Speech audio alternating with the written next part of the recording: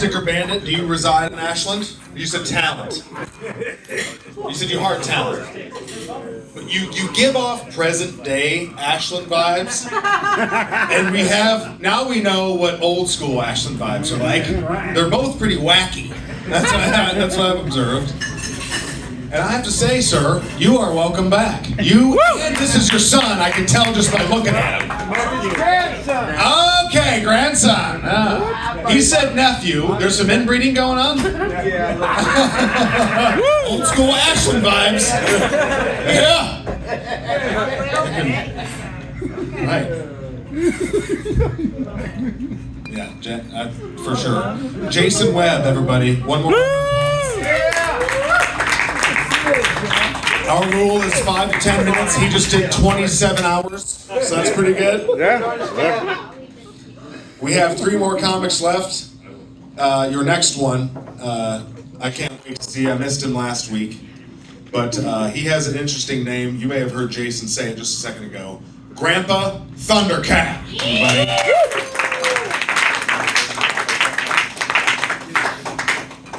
Yeah, heckle me now, bitches. Just kidding. Johnny Clear. Woo! That's right. Chicago Fire. I had no idea. That was him. No, that was him. I know, right? That was great. So I've been coming to this room to watch comedy for like 20 years now. I feel like I've been here so many times that this one time when I came in, I caught a friend of mine doing heroin in the bathroom. He should be out any minute now. He might have fallen asleep in there, so we'll just keep going. All right. I have a really good friend of mine here with me tonight, and their lovely partner as well, who's also a good friend of mine.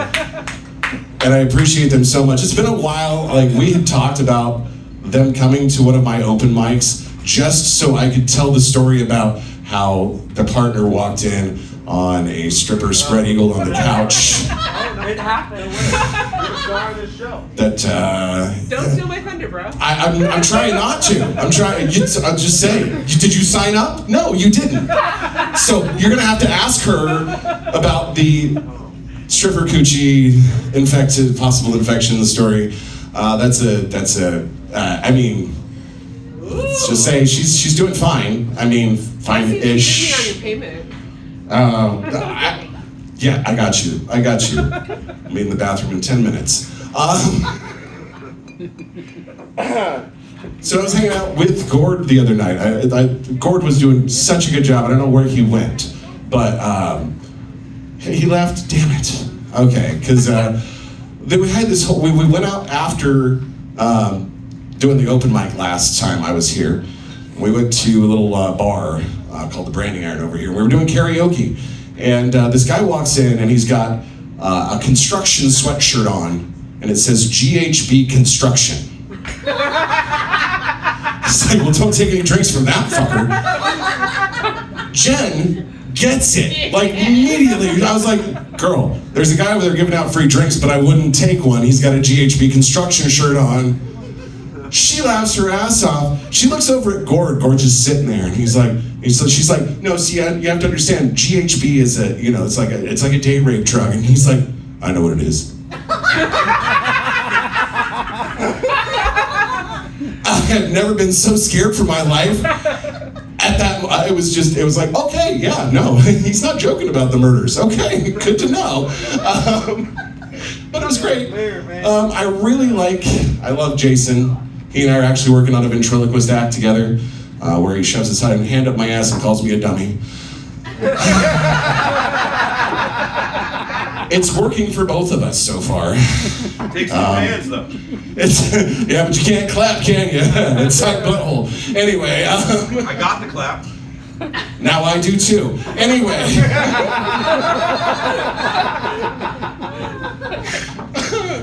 Oh man, it's true though. I will say, I forgot who said that anyone can be a feminist. Who was that? But I think it was Gord actually. Yeah. So, and it's true. I was dating a feminist Israeli. She insisted that I call her a she-brew though. But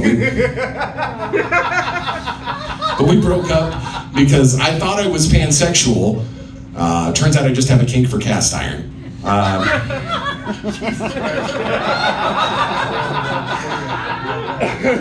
Chicago Fire. Anyway, that's right. Best show to reference in a comedy show at Chadwicks ever. Anyway, that joke will never die. No, never. And it'll never land when he tells it. It's great. I love it so much. It's the best. God damn it. I love Lou's asshole over here too. Where did he go? Oh, hey Lou. Anyway, so yeah, I got a funny story for you. Okay, so similar to okay, so I was at the McDonald's play place with my 6-year-old daughter at the time. She's 7 now, but last summer. And I don't know if you've been to a McDonald's play place recently. It's like the shenanigans have the children run the place now with like shivs and shit.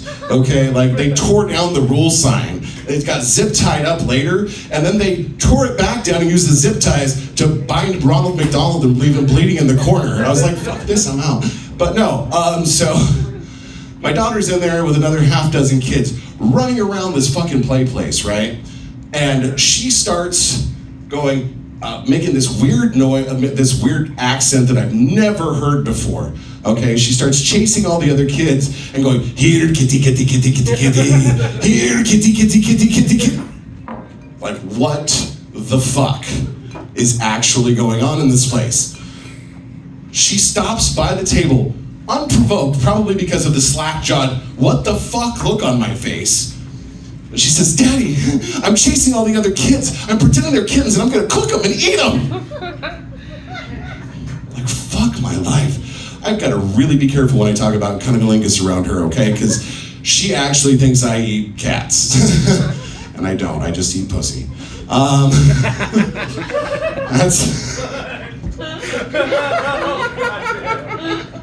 It's true. That is an absolutely true story. I wish it wasn't, but it is.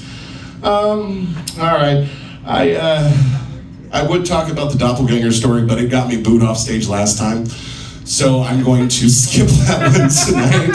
If you want to hear my doppelganger story, she was talking about Marie would have the lovely doppelganger voice story about Jonah Hill there. But yeah, it's not safe for public consumption apparently because it never lands. So I'm just going to leave the doppelganger story for later. If you feel so inclined, feel free to ask me about it. It's a terrible, terrible story, and it takes about 5 minutes to tell, and it ends in a very, very bad punchline. But anyway. So, like most of my jokes, exactly. It's true, you know.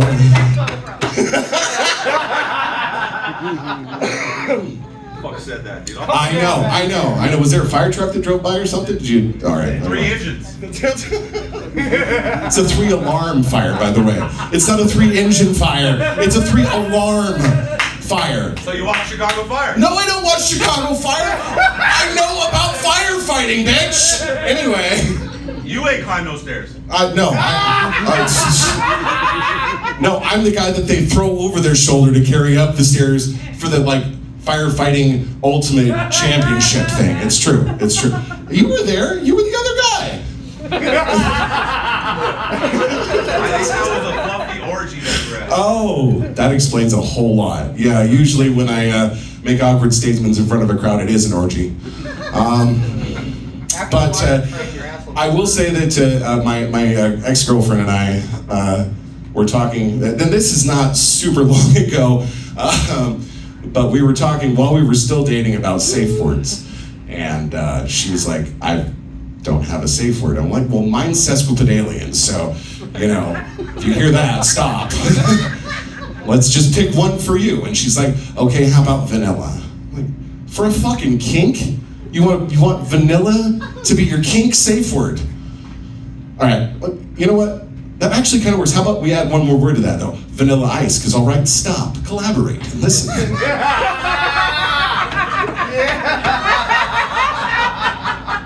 We ended up settling on MC Hammer, though, because you can't touch this for a couple minutes at least. That's my time, everybody. Have a great night. Yeah. Nice work, brother. Done. Thundercats! Keep it going for Grandpa Thundercat.